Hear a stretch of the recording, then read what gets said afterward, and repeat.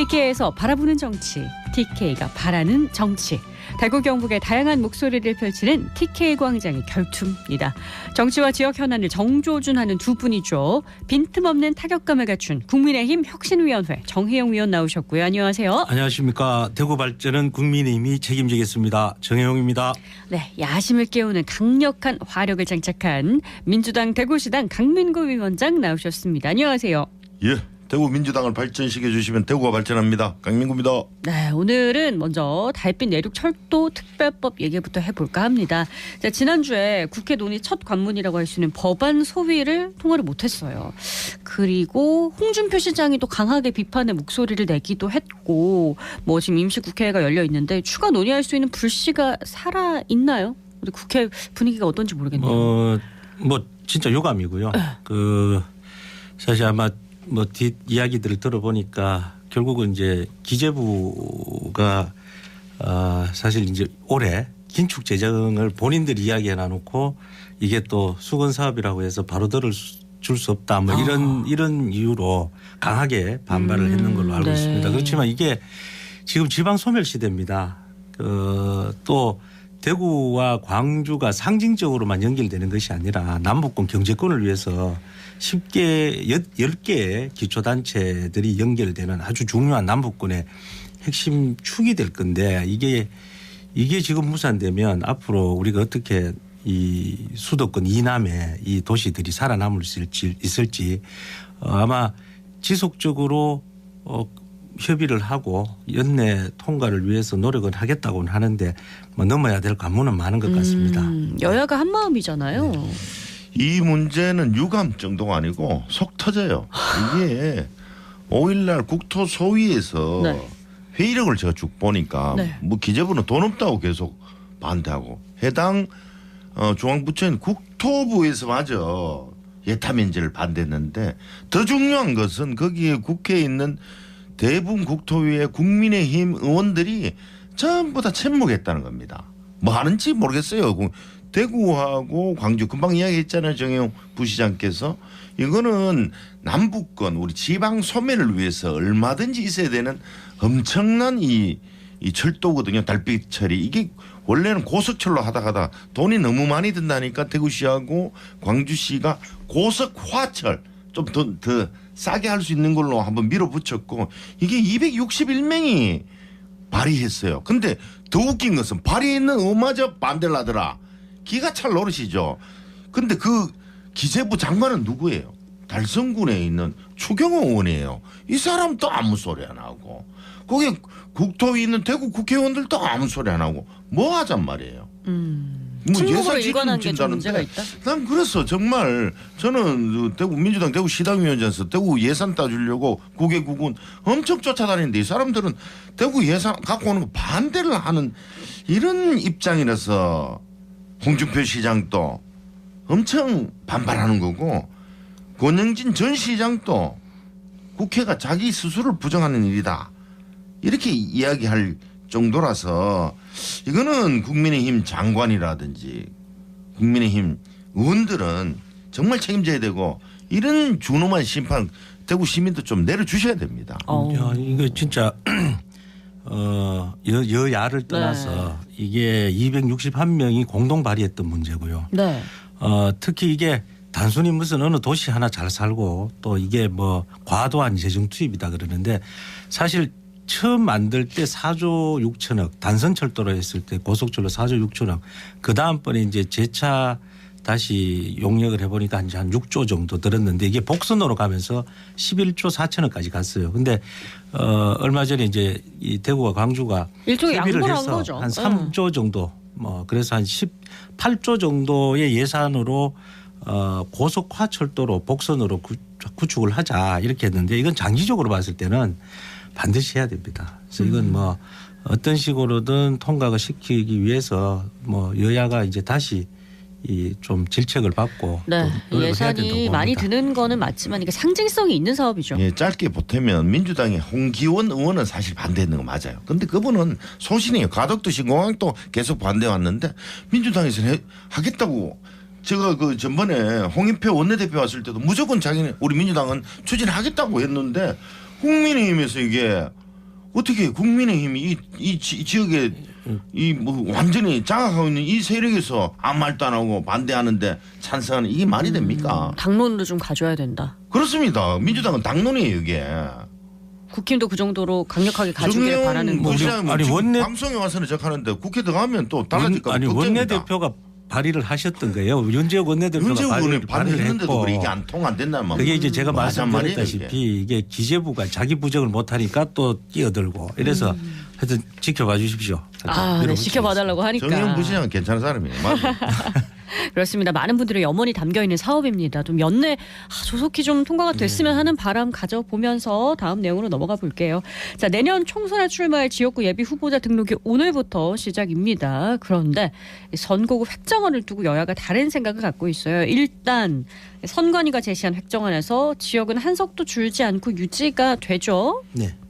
한번 우리 지역 어떤 식으로 진행되는지 한번 짚어볼까요? 어떤 분이 짚어주시겠어요? 이 서울 전북에서 한 석씩 감소를 하고요. 네네. 인천 경기에서 한 석씩 늘어나는데 아무래도 이제 대구 경북에서는 그대로 유지됩니다. 다만 이제 그 군위군이 대구로 네. 편입되면서 대구 같은 경우에는 이게 동구로 같이 합쳐져서 동구 군위군 갑을로 됩니다. 근데 뭐 말씀하셨다시피 아직도 이게 깜깜인 게 이제 국회 선관위안이 그 제출이 됐다고는 하는데 세부 내용은 제대로 알려지지도 않았어요. 그래서 이제 군위군과 동구가 합쳐져서 그 중에 일부 동이 이 동구 갑으로 동구 을에 있던 일부 동이 동구 갑으로 또 변경이 된다는 그 안이 뭐 슬슬 나오고 있는데도 불구하고 정확한 확인은 안 되고 있고요. 그래서 이게 깜깜이 선거로 과연 앞으로 선거를 어떻게 치를지 뭐 저도 앞으로 해당되는 사람입니다마는 네. 제가 공약을 만들고 또 선거 출마 선언을 하고 유권자를 접촉을 하고 만나고 뭐 부탁을 해야 되는데 어느 범위까지 만나야 되는지 어떤 동네를 포괄하면 어떤 식으로 가야 되는지 뭐 우리 지역은 한두 개 동네니까 괜찮습니다마는 타 지역 같은 경우에 굉장히 뭐 경기도 같은 데는 뭐 엄청 넓어지는 데도 있습니다. 그런 데는 도대체 이 동네가 우리 동네로 들어오는지 이 군이 우리 군으로 들어오는지 우리 지역구로 뭐 그런 정도로 혼란이 돼 있으니까 굉장히 선거구 획정이 선거구 획정이 늦는 뭐 한두 달 경향이 남겨놔놓고 있어요. 이렇게 네, 하는 네. 거는 정말 안 된다 생각합니다. 제가 파악한 걸로는 그냥 쉽게 군위군은 동구을로 붙어서 이제 군이 동구을 이렇게만 보시면 돼요. 그 안에 디테일은 거의 바뀌지 않는다고 생각을 하는데 네. 이번에 전국적으로 문제가 된 곳이 이제 선거구 획정 안에서 민주당의 강세 지역에서 전부 다 의석수를 줄였다. 줄였어요. 그게 서울 노원이라든지 경기도 안산이 4곳에서 3곳, 부천이 4곳에서 3곳, 전북도 10곳에서 9곳을 이렇게 줄이다 보니까 국힘에 편향된 아니다 이렇게 해서 그렇게 판단하고 있었고 중앙선관위가 특혜채용으로 감사도 받고 있지 않습니까? 그래서 여당이 편파적으로 한 것은 아닐까 하는 생각을 하긴 합니다만 그렇지는 않겠죠 아마. 그래서 이 여야 합의를 통해 선거구 획정을 제의를 요청할 거라고 우리 민주당 중앙당은 네네네네. 방침이에요. 근데 이거 다시 그럼 바뀔 가능성이 있는 거예요? 거의 없다고 보입니다. 그리고 제의하고 또 심의하고 논의하면 뭐 선거 치러야 되죠. 지난 2020년도처럼 한 달 남겨놔놓고 그거보다 이제 더 중요한 선거법 개정 문제가 있어서 사실 이건 거의 확정이라고 보입니다. 그렇습니다. 지금 비례대표 선거제가 아주 뜨거운 이슈잖아요. 아마 두 분이 이 사안에 대해서도 관심 많으실 텐데 국민의힘은 현행 준연동제 폐기하고 병립형으로 돌아가자. 이렇게 분명한 입장을 내놨고 민주당은 한 2가지 의견이 있었던 것 같은데 지금 여론조사를 하고 있나요? 지금 일간의 병립형이다 연동형이다 이러는데 저희들은 그보다 더 중요한 것은 지역주의 타파다 이렇게 해서 제가 네. 최근 2주간 이 방송에 못 나온 이유는 네. 지역주의 타파를 위해서 특정 정당이 싹쓸이하는 것은 없애자. 노무현 대통령께서도 정권 한 번 더 잡는 것보다 지역주의 타파가 우선이다 할 정도였거든요. 그래서 지금 최근에 우리 민주당은 대구 경북 부울경 영남 5개 시도당 55명이 중복 등록이 가능한 권역별 비례대표제를 추진해달라고 지도부에 강력히 요청했고 또 저는 또 이재명 대표하고도 통화를 해서 이재명 대표도 그 큰 뜻에 동의를 하지만 상대방하고 협의가 있어야 되니까 좀 기다려달라고 했는데 이참에 국민의힘에서도 좀 힘을 좀 실어달라. 이 지금 권역별 비례대표는 수도권 그리고 중부권은 충청도, 대구, 경북, 강원, 남부권은 호남과 부산, 울산, 경남 이렇거든요. 네. 그래서 좀 적극적으로 민주당은 개정 의지가 있는데 국힘에서 적극적으로 지도부가 호응해달라 꼭 부탁드립니다. 그래서 사실 당초에 국민의힘도 네. 그 일부 병립형, 그러니까 저 지역 연동형 비례대표제를 하는데 이제 지역구를 배수소에서 수도권 또 뭐 호남권, 영남권 이렇게 해서 네. 하자는 안들이 처음에 나왔죠. 근데 뭐 그때는 또 서로 협의가 안 됐고 지금은 봤을 때 이제 전반적으로 국민의힘에서는 복잡하다. 그냥 그 득표 수대로 나오는 과거처럼 병립형으로 돌아가는 것이 가장 깔끔하다. 그래서 연동형 해놔놓으니까 너무 많은 정당들이 난립하고 또 꼼수 정당들도 나오고 이러니까 이제 그건 빼자 이런 건데 아마 민주당이 정리가 돼야 이것도 정리가 다 됐다는 거예요? 지역주의 타파하자는 큰 뜻에는 그 이재명 대표께서는 또 뭐 멋지게 지는 것보다는 이기는 게 낫다고 하셨잖아요. 일주일 전 버전이고 저희들이 일주일간 계속 이야기해서 수용하고 우리 55명이 어제도 내가 문자로 드렸어요. 55명 이렇게 바꿔주십사 대표님 하면서 하니까 네. 예. 그렇게 아까 뜻을 모으고 있다. 네. 긍정적으로 보고 있다 이렇게 답을 오셨다니까요. 뭐 혁신위에서도 지역주의 타파에 대해서는 생각이 있었을 겁니다. 네. 뭐 그런데 국민의힘 혁신위가 이제 활동을 종료했잖아요. 네. 그리고 어젯밤 장제원 의원이 뭐 불출마 시사도 했었는데 그간 혁신위와 지도부의 갈등 얘기가 계속해서 나왔는데 내부에서 마지막 논의가 어떻게 되는지 혁신위원이시니까 뭐 네. 얘기 좀 해주세요. 혁신위가 사실 이제 당이 강서 보궐선거 패배라는 그걸 부담을 안고 이걸 어떻게 극복해 나갈 것인가, 당을 어떻게 쇄신할 것인가를 두고 혁신위가 출범을 했어요. 그래서 이제 통합하자. 이 당이 너무 분란을 이렇게 나누어져 가지고 서로 싸우니까 안 되니까 이 첫 번째 아젠다로 통합을 이야기를 했고요. 두 번째 아젠다로 우리가 너무 많은 기득권을 가지고 있다. 국회라든가 이런 데서. 네. 그래서 이런 부분들을 내려놓는 희생안을 내면서 그때 이제 많은 분들이 뭐 3선 이상 중진들 다 물러나라 뭐 이런 요구가 있어서 그건 다 빼고 지도부라든가 책임 있는 분들이 좀 이 당의 책임을 지고 좀 어떤 흠지 출마라든가 또 네. 이런 뭐 기존의 혁신안들 불출마라든가 네네네. 이런 좀 희생을 좀 권고를 했죠. 근데 네.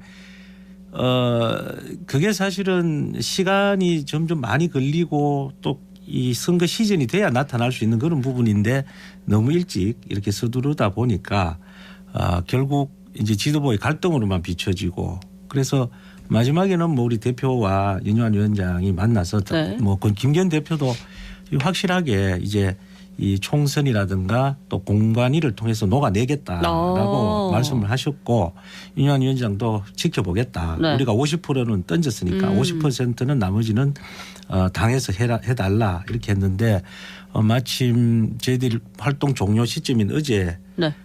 바로 장제원 의원이 뭐 그런 불출마를 시사하는 발언을 했고 이게 뭐 가시화가 되면 앞으로 당에서 많은 바람이 일어날 것이다. 또 새롭게 또 희생하는 그런 네. 바람들이 일어날 김 것이다. 대표가 뭐 마음을 먹은 것 같은데 계속해서 이제 외부에서는 김 대표 사임해야 된다 이런 얘기 나오고 있잖아요. 김기현 대표 이분이 그 정체성이 어떤 신념이 이게 확고하지 않으신 것 같아요. 이게 왜냐하면 자꾸 그 대중영합적인 포퓰리즘으로 애시당초 불가능했던 의석수 줄이겠다고 하고 혁신위에 왔다가 지금 하태경 의원이 그 비판에 있지 않습니까? 네. 시간 벌기용 꼼수였다 혁신위가. 그런 언급을 했죠. 말하는데 사실 또 냉정하게 생각해 보니까 김기현 대표 뭐 모든 책임이냐? 저는 아니라고 봐요. 이게 어떻게 보면 네. 그 강서구 보궐선거부터 전부 다 용산에서 개입을 해가지고 다 해놨는 거 아닙니까? 또 최근에 그 김기현 체계제가 무너지고 한동훈 비대위원장이 온다는 썰도 있는데 이분이 온들 김기현 대표가 계속 한들 계속 뒤에서는 용산이 계신데 어떻게 잘 할 수 있을까 안타깝습니다. 국민의힘. 그리고 또 민주당도 복잡하잖아요.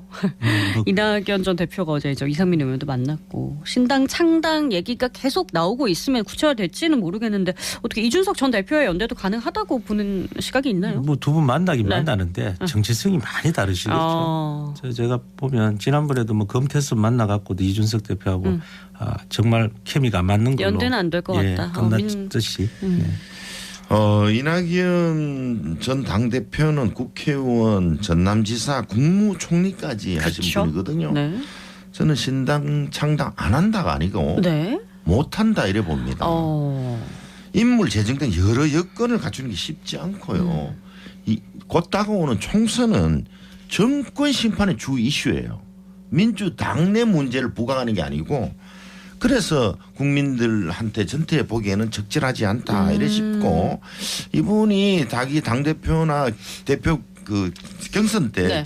자기를 지지해 준 사람들 불이익 받지 않을까 지켜주시기 위해서 목소리를 크게 내고 있다 이래 생각하고 있습니다. 그렇습니다. 신당 창당이라는 게 쉽지 않은 문제죠. 예, 저희가 어려운 앞으로 문제입니다. 조금 더 논의를 해보도록 하겠습니다. 자, 오늘 여기서 마무리하죠. TK광장의 결투 민주당 대구시당 강민구 위원장 국민의힘 혁신위 정혜용 위원과 함께했습니다. 두 분 고맙습니다. 감사합니다.